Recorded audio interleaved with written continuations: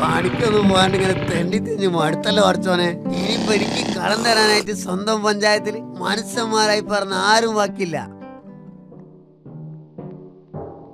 എന്താണ് ഇവിടെ കുറെ ആൾക്കാരൊക്കെ ഉണ്ടല്ലോ, എന്തെങ്കിലും അപകടം പറ്റിയോ? അല്ല ചങ്ങായിമാരെ, ഇവിടെ എന്താണ് പ്രശ്നം? ഒരു പ്രശ്നമില്ല, ഒരു ജോലിക്കാര്യത്തിന് വേണ്ടി വന്നതാ. അല്ല, ജോലിക്കാരിയാണ്.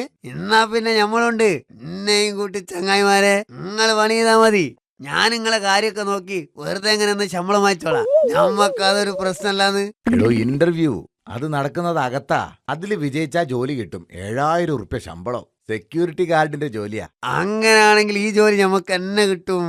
എത്ര കള്ളന്മാരെ ഓടിച്ചു വിട്ട ആളാണ് ഞമ്മള്. കേട്ടിട്ടില്ലേ? ഗഫൂർ ഖാദോ. അടുത്ത ആള് വരോ? ദാ വന്നു. അടുത്ത ആള് ഞമ്മളാണ്. മാറി നിക്കണം അങ്ങോട്ട്. പണി ഞമ്മക്ക് തന്നെ കിട്ടും. ഇരിക്കൂ, ഞങ്ങൾ ചില ചോദ്യങ്ങൾ ചോദിക്കും. കൃത്യമായി ഉത്തരം പറഞ്ഞാൽ ജോലി തരും. ആദ്യ ചോദ്യം, ക്ലിയോപാട്ര വിവാഹ ദിവസം എന്ത് വസ്ത്രമാണ് അണിഞ്ഞത്? അല്ല, ഇത് സെക്യൂരിറ്റി പണിന്റെ ഇന്റർവ്യൂ അല്ലേ? ഉത്തരം പറയൂ. പാവാടയും ബ്ലൗസും.